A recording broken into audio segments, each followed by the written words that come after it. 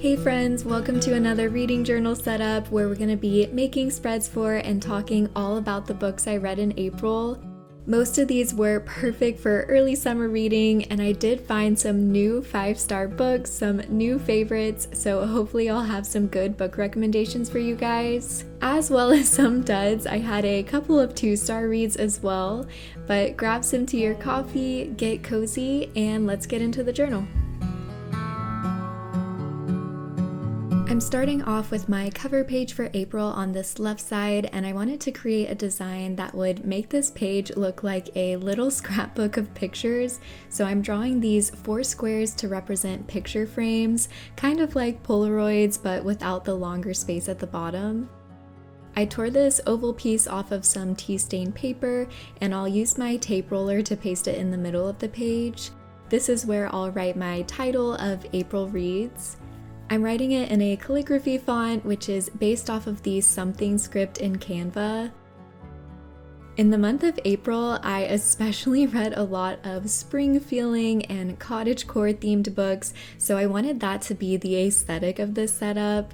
So I'm going to rely mainly on this washi tape set from the WASHI tape shop. This is their cottage charm set. Perfect for creating a cottagecore vibe, and these tapes have kiss cut lines, so all the painted images you can peel off like stickers. I'm going to use these images to fill in the picture frames, so it will look like these are all pictures from a bunch of idyllic country cottage scenes. I'm filling each of them in with a few different images, just kind of collaging them together. I'm also going to use my X-Acto knife to cut off certain parts of the tape that spill over the frame, so it really does look like it's in the pictures.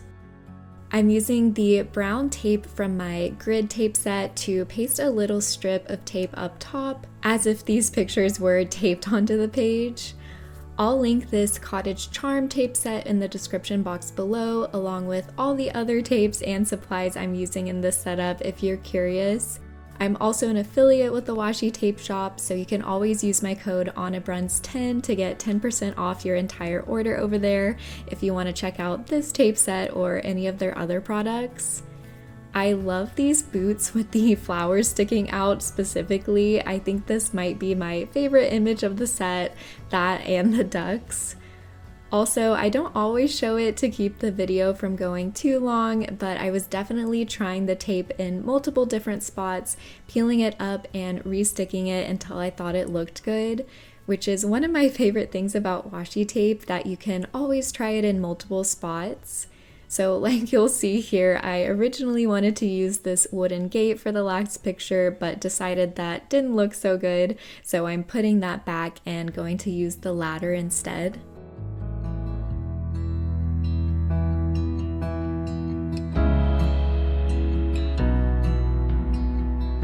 And that's it for my little cover page. The washi tape made it a pretty easy setup, but I love how this design looks, and it's creating the perfect vibe to go along with the books we're about to talk about.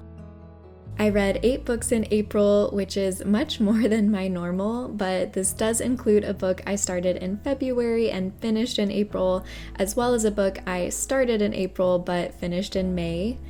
This page on the right will be a little summary of my reading for the month, so I'll paste in little book covers for everything I read and some reading stats.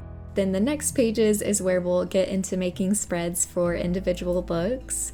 The monthly stats are one of my favorite parts of keeping a reading journal because I think it's so fun to geek out over the patterns of my reading, like what formats I'm reading most or how long it typically takes me to finish a book.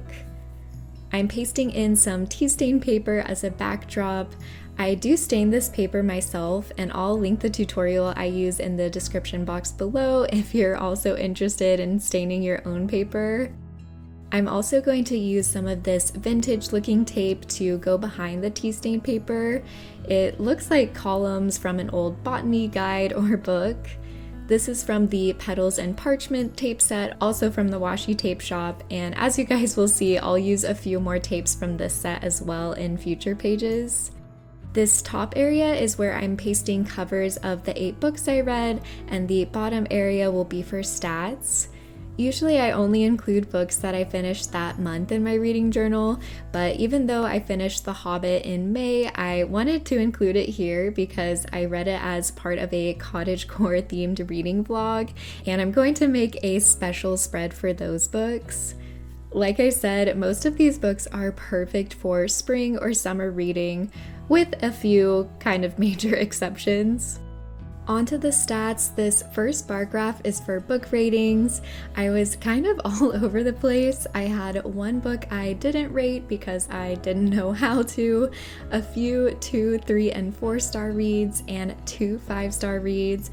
I found what has got to be one of my new favorite books ever. Next is book format. I read most of these as physical books, but Tom Lake and the Maidens, I listened to their audiobook, and for Little Woman, I mostly read it, but listened to a few chapters as well. The next bar graph is time I spent reading each book. Most of them took me around 2 weeks, but there were also some that I zoomed through in just a few days, and some that took 3 weeks or over a month. That one was Dante's Inferno, which was definitely out of my comfort zone. Lastly, we have genre, which I read a wide variety of. The biggest was fantasy, but we also had 2 classics and some historical fiction, literary fiction, and thrillers. Like I said, I think it's so interesting to look over these stats each month, and especially when I compile them for some reading stats for the whole year.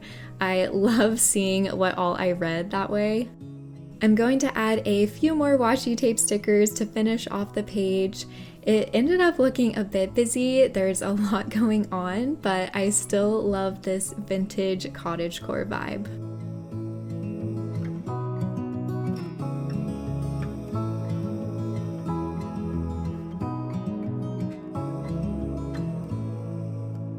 Flipping over to our next pages, this is where I'll decorate some spreads for each book and write a few of my thoughts on each one. Since we have quite a few books this month, I am only going to give the first 4 books I finished each a half page, and then I'll make that special section for the Cottagecore Reads. Although the first book I finished in April also happened to have a very cozy cottagecore vibe. This was Tom Lake by Ann Patchett. My second book by this author, I've also listened to the audiobook of The Dutch House by her, which was narrated by Tom Hanks, and this book, Tom Lake, was narrated by Meryl Streep, so I don't know how this author manages to get such amazing voice actors. Maybe because she writes really good books. This one was about a former actress who is now telling her 3 daughters the story of her career and her past relationship with a very famous actor. I would definitely recommend this one, especially in audiobook format, because Meryl Streep was amazing, of course. At first, I was just enjoying this book to listen to her voice. It was very soothing, almost like pleasant background music. And then the second half of the story itself got really interesting. I ended up loving how the timelines wove together and the overall encompassing themes of family and different types of love. Ann Patchett is such a good writer, and she has a way of discussing very profound themes, but doing it so subtly. The setting was also so lovely. We had the past timeline at a lake and the present timeline on a cherry farm, which is why I used the cherry paintings from the washi tape. That was perfect. I gave this 4 stars. I will say if I was reading the physical book, I think I might have gotten a little bored in the beginning, so I would recommend the audiobook, especially, like I said, with Meryl Streep being the one who's reading it. The second book I finished in April was The Librarian of Burned Books. This is a World War II historical fiction which has such a cool premise. The book follows 3 different women in 3 different timelines. We have Althea, who's an American author and is a guest of the Nazi Party in Germany for a literary exchange program in the early 1930s. Then we have Hannah, who's in Paris right before the war, trying to save literary works from being erased by the Nazi book burnings. Lastly, we have Viv, who is working in New York towards the end of the war, and she's in the world of politics trying to protect a program that sends books to soldiers overseas. All their stories interconnect, and really it's a book about books and the power of literature and dangers of censorship, which is made all the more interesting because it's set in the context of World War II and Nazi censorship and book burnings. So I loved this book for what it was trying to do, but unfortunately I did not enjoy the execution at all. It's so sad because the premise was so promising, but I just didn't like the writing. It felt very overdramatic and drawn out. The pacing was so painfully slow. It was like I was just reading the characters think about things in their head for 80% of it instead of them taking actual action. The characters were just okay, and the romance was pretty uninteresting as well. So I'm sorry to report I only gave this one 2.5 stars. It had a few powerful moments at the end, and again, I loved the idea of what I think it was supposed to be, but as a novel, I just did not enjoy reading it. I would definitely recommend The Book Thief over this one. I think that story has a lot of similar themes. Next up, I listened to The Maidens by Alex Michaelides. This is the same author who wrote The Silent Patient, and I loved that book. Now, The Maidens is definitely a dark academia themed thriller, so probably a more suiting read for fall rather than spring if you like to be a seasonal reader like I do. It's about a string of murders that takes place at Cambridge University and the seeming connection to a classics professor and his secret society of female students nicknamed the Maidens. But my husband and I were going on a road trip and I saw this audiobook was available through my library, so I went ahead and snatched it, especially since my husband also really liked The Silent Patient. Although this book was a very different experience. I think it's one of those books that if the ending was really good, you'd look back on the whole story with rose-colored glasses and love it. Or if the ending was just okay, you might be kind of neutral. But if the ending is bad, the glass kind of shatters on all the things that were off throughout the entire story. And unfortunately for us, it was this last scenario. The final twist in the book was, I don't know, I don't even want to give it an adjective because I don't want to give anything away, but there were so many issues we had with the ending and it just kind of marred the whole story. So I gave it 2.5 stars. I will say we had a lot of fun listening to it together. It was great entertainment for a road trip, definitely nailed the dark academia vibes. And my husband and I had a lot of fun being outrageously shocked by the poor decisions our main character kept making. But the plot had so many issues in my opinion, so I don't know if I could recommend it. The next book, or poem I guess, that I finished in April was the first part of the Divine Comedy, The Inferno by Dante Alighieri. I'm sure you've all at least heard of this famous piece of literature, which is a fictionalized account of Dante's own journey through hell and is basically a Christian allegory for human sin before redemption and salvation. I read this with my book club and it was definitely out of my comfort zone and sometimes a bit of a struggle to get through, but I am glad to have it under my belt as a reader. I read it in English and we found out when we were trying to buy the book that there are so many different translations and that has a big impact on the poem you're reading. I read the CRD translation, which is supposed to be good for beginners and it keeps the story's general intent but with a poetic flow that works in English. So if you also want to read this in English, I would definitely recommend that translation from my experience. I thought the summaries at the beginning of each canto were very helpful to keep me grounded in what was actually happening, and all the annotations were also helpful without being too much to read. I don't really read poetry, so I won't say that the rhyme scheme had much effect on my experience, but supposedly this translation does flow better than some others. This is the book I didn't rate because I just didn't know how to. I don't know if I'd say I necessarily enjoyed reading it, but it was interesting. I thought it was cool to learn about some of the historical and political context of Florence in Dante's time, and it was extra interesting when he would reference well-known historical or mythological figures. My book club and I had a lot of chuckles about how petty and savage Dante was being by calling out specific people and saying where he thinks they would be in hell. So even if reading it was somewhat difficult, I did enjoy talking about it with my book club. I do think tackling this as a buddy read was so helpful for motivation to stick with it and also enrich the experience because there is so much to unpack. Since I did read this with my book club, I'm also going to flip back to a spread from the start of the year where I keep track of all our book club reads, so I'm pasting in another picture of the cover there.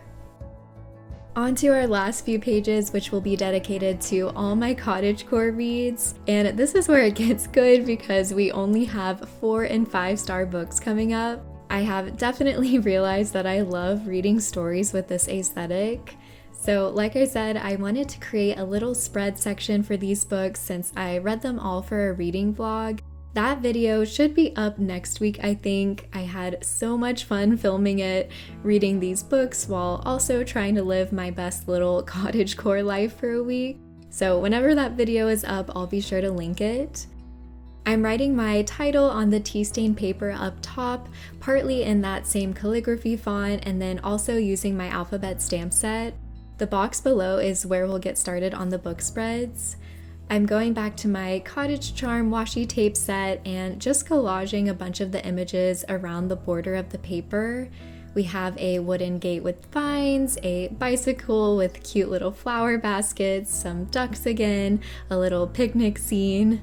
Again, these are perfect to create the vibe I wanted for this setup and to go along with these books. I thought the center of the tea stain paper where the lettering was looked a little plain, so to finish off this header, I'm adding a really subtle grid pattern. I'm only adding it in a few spots as if the grid was rubbed away in most places, if that makes sense. The first book spread we have is for The Hobbit by J.R.R. Tolkien. Even though this is actually the last book I finished of this bunch, I actually hadn't even finished the book yet at the time of making these spreads, so you won't see me journal my thoughts yet, but I ended up having a great time with this book. I'm sure you're familiar with this story, the prequel to the Lord of the Rings trilogy, where we get to follow the Hobbit Bilbo Baggins on his grand adventure. This is actually my first time reading this book, and I haven't read The Lord of the Rings either, but I would love to now. I did really enjoy The Hobbit. It was cozy and fun and silly, but still had such a sprawling adventure with lots of actions. The tone of the book kind of surprised me. I don't actually know if this is considered a children's book, but the writing style and humor felt a little bit like that. Not that in any way the writing or story was of lower quality, but to me it just gave a lighthearted feel to the whole book, which I loved. Moving on to the right page, I'm making a spread for books 1 and 2 of the Emily Wilde series, the first one being Emily Wilde's Encyclopedia of Fairies, and the second is Emily Wilde's Map of the Otherlands. This series has been really popular lately, and I totally agree with why, because I absolutely loved it, especially the first book, which I gave 5 stars.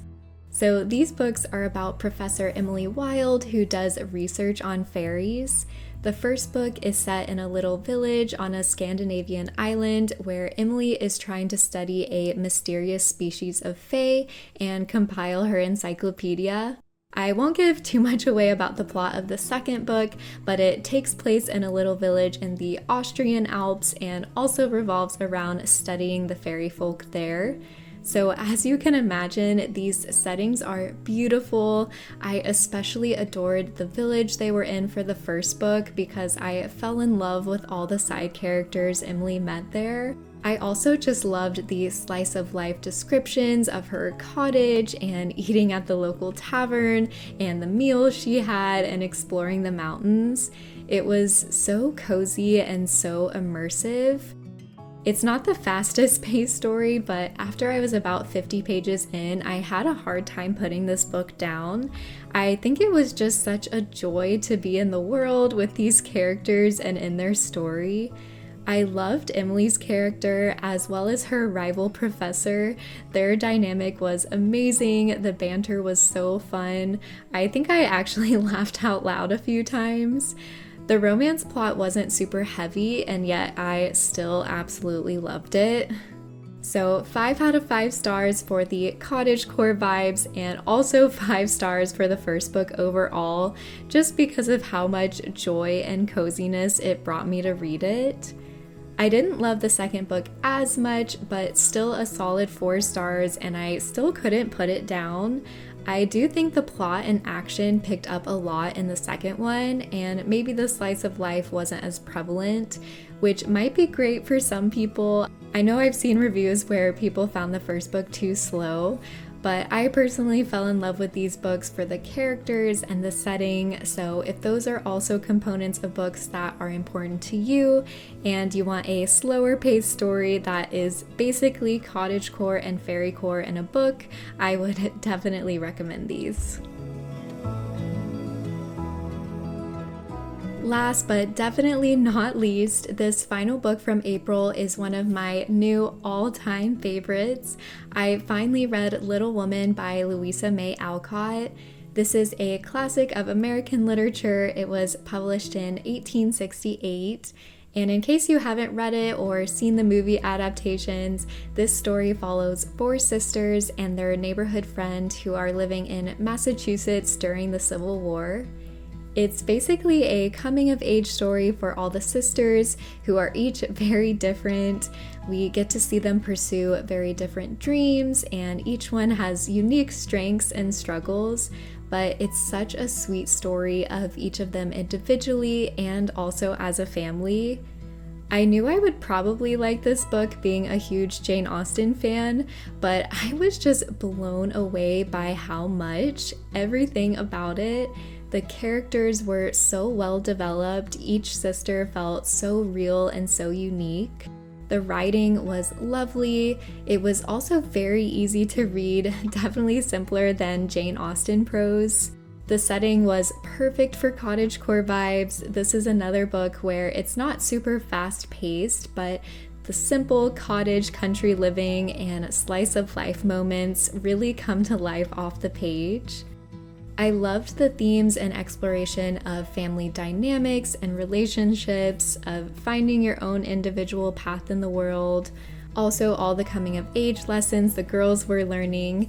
There were definitely some pointed fable moments, but the author handles them with such grace and understanding for our characters.